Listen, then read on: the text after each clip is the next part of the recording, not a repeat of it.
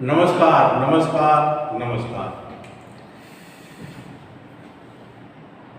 ભગીનીઓ, બાળાઓ, ભડવીરો, ભાઈઓ, આપની તંદુરસ્તી સાથે વધારે વાત ન કરતા આજે મૂળ વાત પર આપણે આવી. અગાઉના લેક્ચરમાં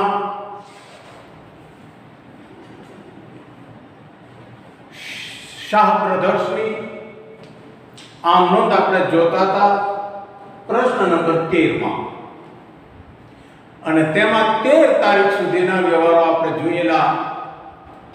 હવે આજે આગળ એના વ્યવહારો જોઈએ, સમજીએ. તો હવે આવે છે 14મી તારીખ. 14મી તારીખની રકમ વાંચું છું.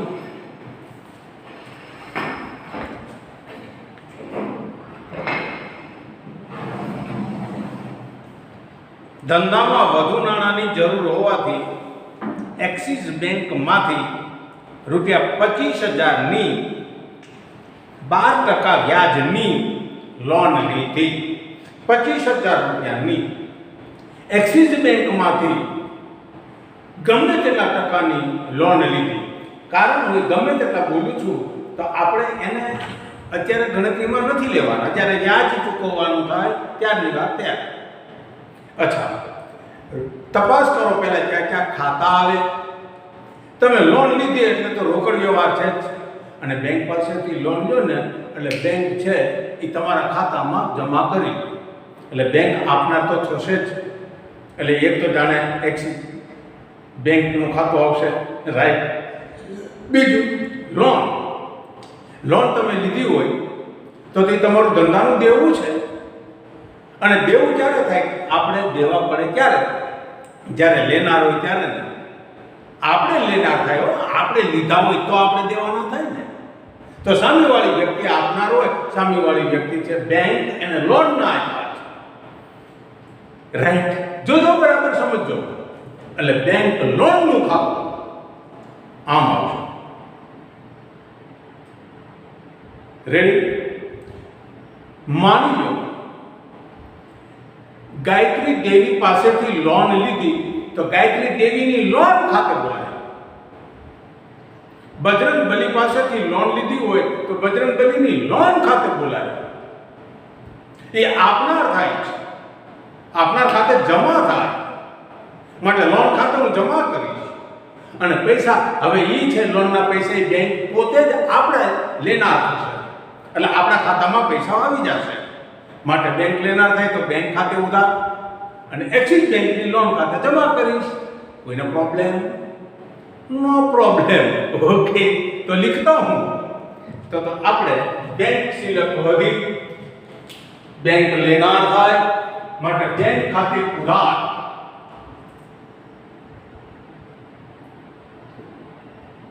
₹25,000 તે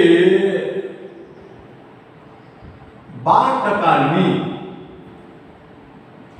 એક્સિસ બેંકની લોન ખાતે 25,000. બાબત છે આપણે નથી લખતા, કારણ તમે કહેલું છે ને આપણે સ્વીકારેલું છે કે જે રકમ હોય તમે તમારે લખી નાખો તો ચાલે. કોઈને વાંધો હોય તો પૂછો તો વાંચું છું. એના પછીની તારીખ 15મી તારીખ. આગમાં ₹2,000નો માલ નાશ પામ્યો, જેનો વીમા કંપનીએ 1,500નો દાવો મંજૂર કર્યો. આગથી બળી ગયેલ માલના ₹200 ઉપજ્યા. 2,000 રૂપિયાનો માલ બળી ગયો, રાઈટ. અન્ય રીતે માલ જાય, કોઈ પણ રીતે માલ જાય, અન્ય રીતે માલ જાય તો ખરીદ ખાતે જમા થાય. 2,000 રૂપિયાનો માલ ગયો તો હું ખરીદ ખાતે જમા 2,000 કરીશ, ફાઇનલ. બરાબર ને? આપણે શીખી ગયા છે. મેં કીધું છે માલિક કઈ લાવે, મૂડી ખાતે જમા થાવે. ઉપાડ ઉધાર. લેણ દારો જમા કરો, લેણ દારો જમા કરો, આ 3. અને અન્ય રીતે માલ જાય એટલે ખરીદ ખાતે જમા થાય. આગથી બળી ગયો એટલે અન્ય રીતે માલ ગયો, એટલે હું ખરીદ ખાતે જમા કરીશ પૂરા રૂપિયા 2,000. વીમા કંપની એ દાવો મંજૂર કર્યો છે, આપીને દીધા. એને કીધું ઓકે તમારા લેણા, એટલે આપણા લેણા થયા હોય ક્યારે લેણું તમારું થાય? એને તમે આપ્યા હોય ત્યારે ને, એને લીધા હોય ત્યારે ને.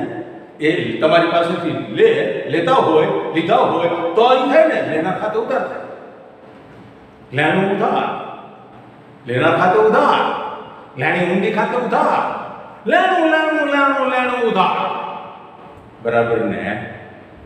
એટલે હું બેંક ખાતે ઉધાર કરીશ 1,500, અને બળી ગયેલો જે માલ હતો ને એના 200 રૂપિયા ઉગ્યા. તો રોકડા આવ્યા, રોકડા આવ્યા 200 રૂપિયા. 1,500 વીમાવાળા પાસે લેણા, 200 રોકડા આવી ગયા, 1,700 થયા. 300 નુકસાન થયું. શેનાથી થયું? આગથી થયું. નુકસાન ખર્ચ ઉધાર થશે. કોઈને વાંધો હોય તો બોલો, તો લખું છું. ઓકે. 15મી તારીખ વીમા કંપની પાસે લેણા થયા, માટે વીમા કંપની ખાતે ઉધાર 1,500. આગથી નુકસાન થયું, આગથી થયેલ નુકસાન ખાતે ઉધાર 300. માલ વેચ્યો, રોકડા આવ્યા, રોકડ ખાતે ઉધાર 200. અન્ય રીતે માલ જાય એટલે ખરીદ ખાતે જમા થાય.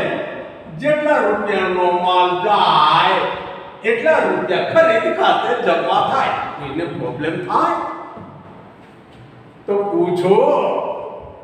તમે એક કામ કરો, મારા વતી એક કામ તો કરો છું આજે. કરશો? ઓકે ઓકે, પૂછી લો. હા કામ છે, પૂછો. પૂછો નહીં તો હમણાં રકમ વાંચીશો. ઓકે. 15 તારીખ પછીનો વ્યવહાર છે.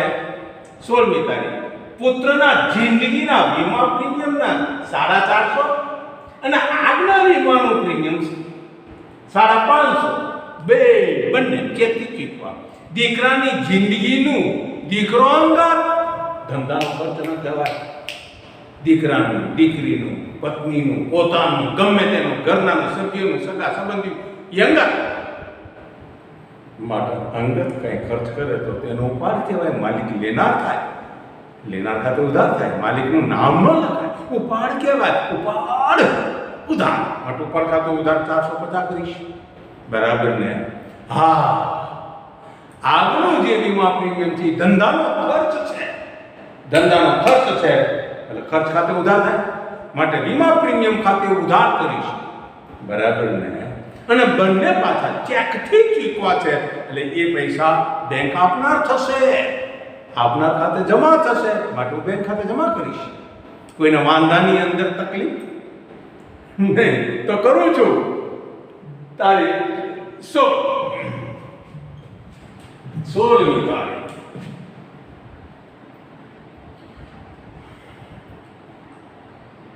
ઉપાડ ખાતે ઉધાર 450. આ દીકરાના જિંદગીનું વીમા પ્રીમિયમ એના છે, અંગત છે. આગના વીમા પ્રીમિયમ ખાતે ઉધાર 550. બેંક આપનાર થાય, આપનાર ખાતે જમા થાય કે બેંક ખાતે, બંનેનો સરવાળો 1,000 રૂપિયા. પૂછી લ્યો. પૂછો ને. બહુ સહેલું છે મારા વાલા. There is nothing અઘરા in account. Do you understand what I barbading? Ready? બાળાઓ કરવા છે પૂછવાના ચાળાઓ. એ હીરો બોલો, ભારતના બળ વીરો બોલો બોલો. રેડી? ઓકે. તો 16 તારીખ પછી આપણે જોઈએ એના પછીનો વ્યવહાર. 18 તારીખ નિરમા કંપનીએ 30 નંગ સાબુની ગોટી નમૂના તરીકે મફત આપી. મફત આપે ને એ આર્થિક વ્યવહાર નથી. તમને મફત કોઈ આપે નમૂના તરીકે તે આર્થિક વ્યવહાર નથી, એની નોંધ ન થાય. ગમે કેટલી ગોટી, ભલે 30 ગોટી આપી, 300 આપી હોય તોય નોંધ ન થાય. પણ એનું શું, એ 250 માં વેચી દીધી. નિર્માવાળાએ બિચારે જાહેરાત માટે આપણને દીધી, આપણે એના પૈસા કરી લીધા. કેટલા? 250 રૂપિયામાં વેચી. કોઈનું નામ નથી અને રોકડ વ્યવહાર છે. રાઈટ? એ તમે વેચ્યું હોય તો રોકડા આવે કે જાય? બોલો બોલો બોલો મારા વાલા, બોલો બોલો બોલો ભાઈ. રાઈટ. તમે માલ વેચો છે, અંદર ગોટી વેચી છે, તો તમારી પાસે રોકડા આવે એટલે તો રોકડ ખાતે ઉધાર થાવે. કોઈને મુશ્કેલી સતાવે નહીં તો રોકડ ખાતે ઉધાર. અને તો વેચી વેચ્યું છે એટલે વેચાણ ખાતે જમા થશે. કોઈને વાંધો કેટલા, જેટલા વેચ્યું એટલા 250 લખું છું. તો 18મી તારીખ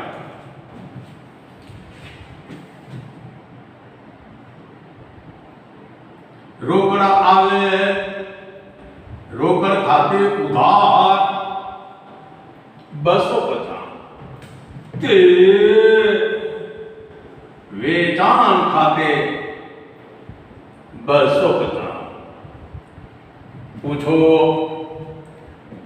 તમે પૂછો. પૂછવું છે કોઈને? ઓકે. તો આપણે 18 તારીખ પછીનો વ્યવહાર જોઈએ. 20મી તારીખ રાજશ્રી પાસેથી ગાળબાદ પરતના 100 રૂપિયા મળ્યા. રોકડ વ્યવહાર છે કે ઉધાર? બોલો બોલો બોલો. મળ્યા. રાઈટ. રોકડ વ્યવહાર. એ મળ્યા તો રોકડ આવે કે જાય? રાઈટ. આવે તો ઉધાર. કેટલામી તારીખની વાત કરો છો? 20મી તારીખ. આ 20મી તારીખ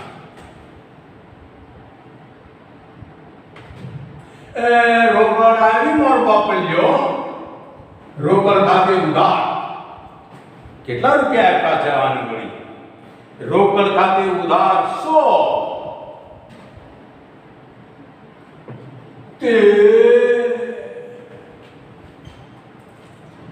બોલો ક્યાં ખાતે જમા કરું?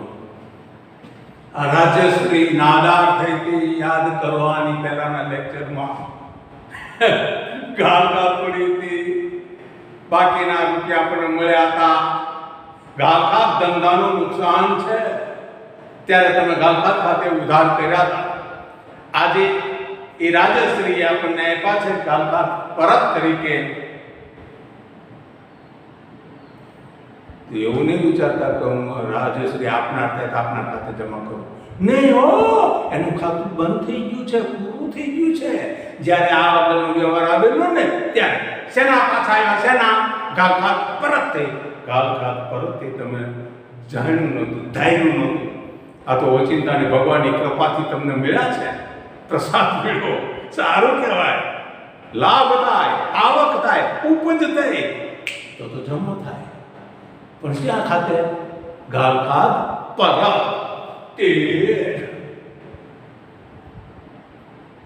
ગાળખાત પરત ખાતે. યાદ રાખો, ગમે તે જ્યારે ગાળખાત માંડી વાળેલી હોય અને એ પરત મળતી હોય તો એમાં નામ લખવાનું ન હોય. ગાળખાત પરત ખાતે થાય. યાદ રાખજો, ટૂંકા પ્રશ્નમાં, વૈકલ્પિક પ્રશ્નમાં પૂછાય છે અને આમનો એનો ખ્યાલ રાખવો પડે છે. ઓકે. તો આપણે 20 તારીખ જોયા પછી એના પછીને આગળની તારીખ જોઈએ.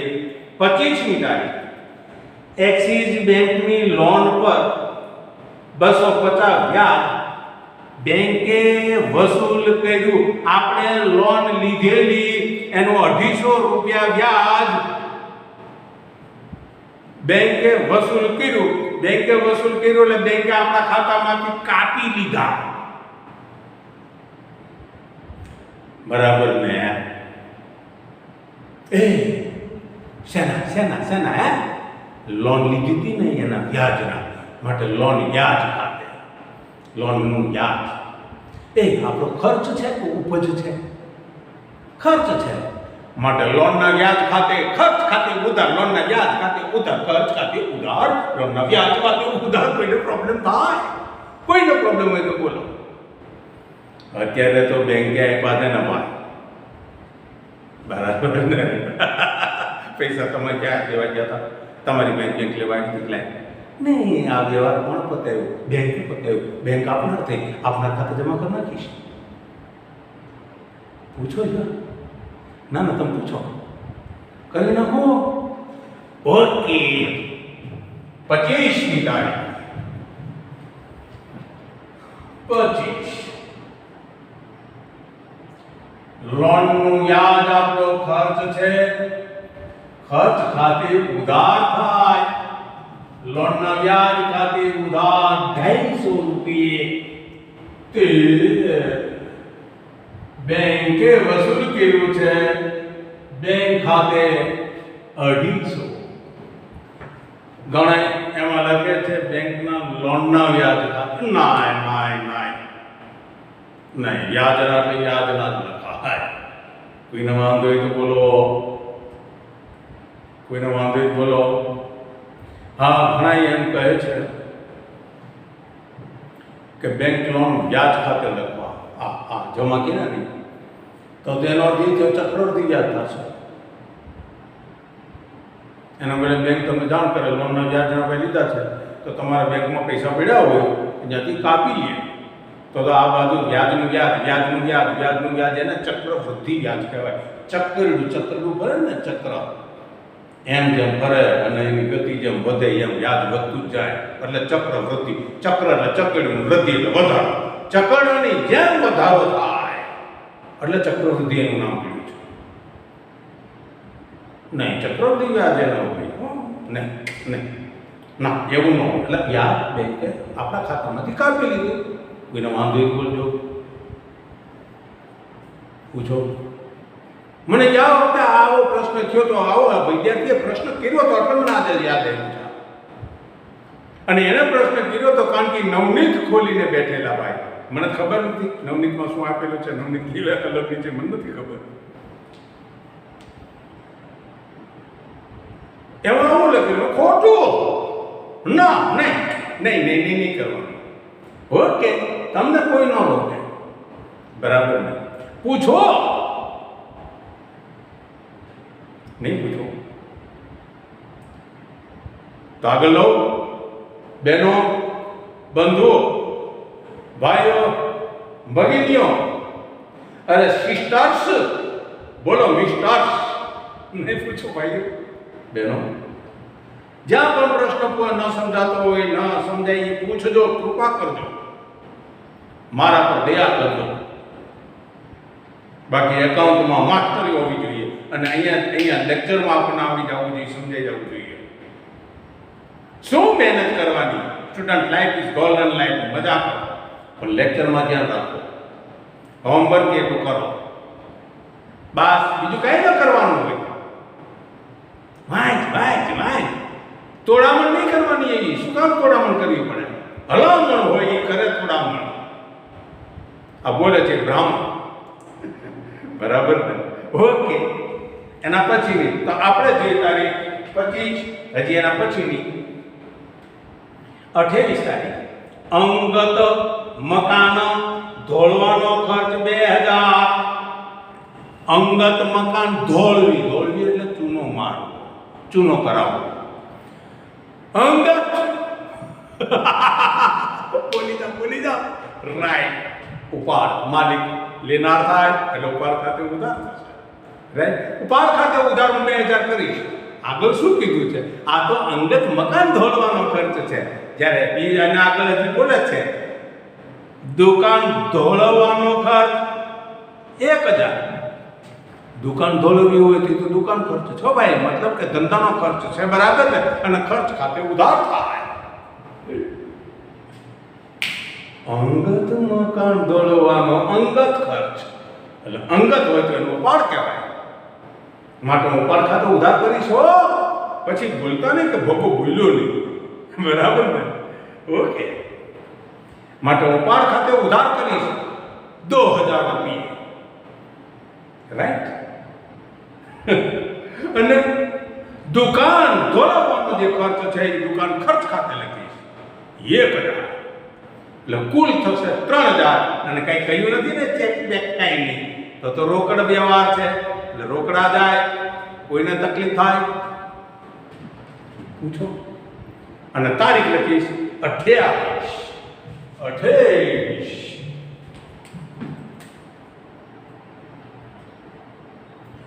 ઉપાડ ખાતે ઉધાર 2000. અંગત મકાન ધોળવાનો ખર્ચ અંગત ખર્ચ છે એટલે ઉપાડ, રાઈટ? દુકાન ધોળવાનો, દુકાન તો ધંધાનો ખર્ચ છે, માટે દુકાન ખર્ચ ખાતે ઉધાર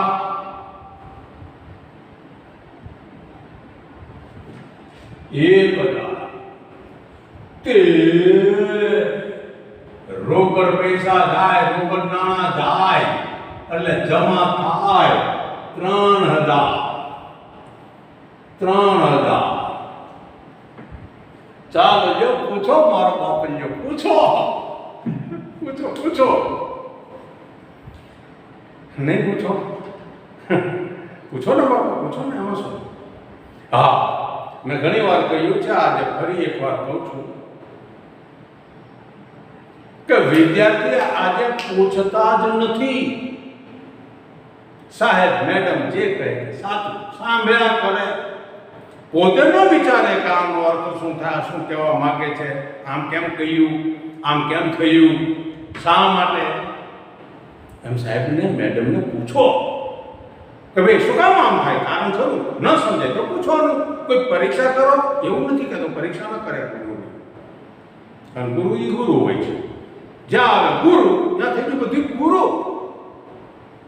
હા, પણ આપણે ન સમજાતું હોય કે શું કામ, શા માટે, કેમ, એ પૂછવું જોઈએ.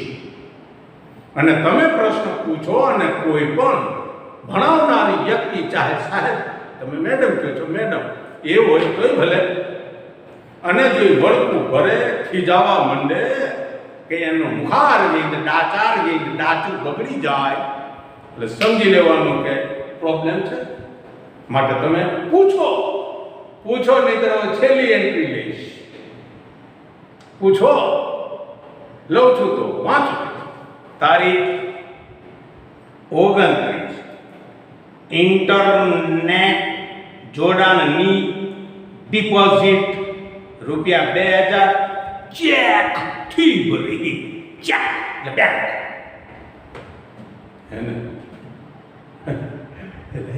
તમે ચેક થી ભર્યું એટલે ચેક આપ્યો ને, એ પૈસા કોણ આપશે? બેંક. તો બેંક આપનાર થશે, બેંક ખાતે જમા થશે, આપનાર થશે. રાઈટ? મને આટલું તો સમજાઈ ગયું. તમને એમ જાય ગયું? ઓકે. હવે બીજું, આપના ખાતે જમા થઈ, બેંક ખાતે જમા થાય તો ઉધારું ક્યાં ખાતે? ડિપોઝિટ એને કહેવાય, જે પાછી મળવાની જ હોય, એટલે લેણું થાય. અને લેણું ક્યારે થાય? એને જ્યારે લીધું ત્યારે ને. એ લેનાર ક્યાં હોય તો ને, લેનાર ખાતે ઉધાર થાય. માટે ડિપોઝિટ ખાતે ઉધાર, તે ચેક બેંક ખાતે જમા કરવું. કોઈને વાંધો તો બોલો મારો બાપુજી, પૂછો મારો વાંધો, પૂછો મારો વિહામો, પૂછો. રેડી? કેટલા રૂપિયા છે?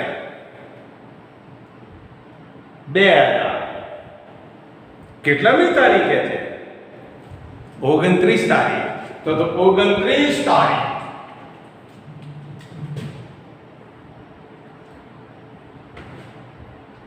શેની deposit? Internet deposit. Internet deposit खाते उधार 2000 चेक છે એટલે બેંક છે બેંક આપનાર થશે એટલે જમા થશે તે બેંક ખાતે 2000 રેડી પૂછી લો ના પૂછો ને પૂછો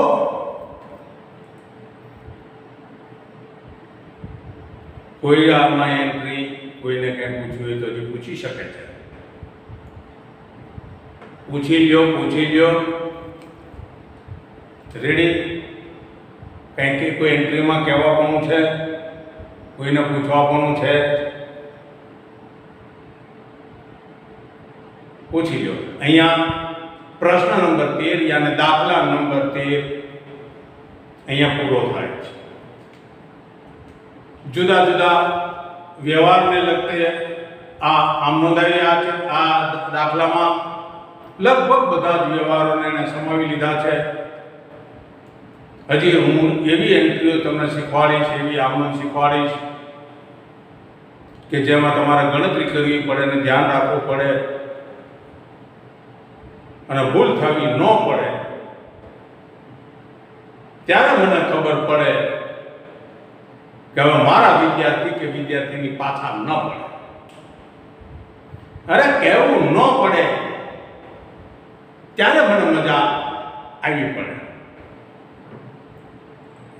પૂછવું છે કોઈને પૂછો હજી હા તો પ્રેમથી લખો ફરીની યાદ તાજી દેવડાવો કે અધૂરો દાખલો હતો એ આજે પૂરો થયો છે આ લેક્ચરમાં એટલે નીચે કુલ સરવાળો એમ વિગતના ખાનામાં લખજો નીચે ડબલ લીટી કરવાની છે ભૂલાય નહીં રેડી માટે અહીંયા આપણું લેક્ચર પૂરું થાય છે પ્રેમથી લખો okay thank you thanks all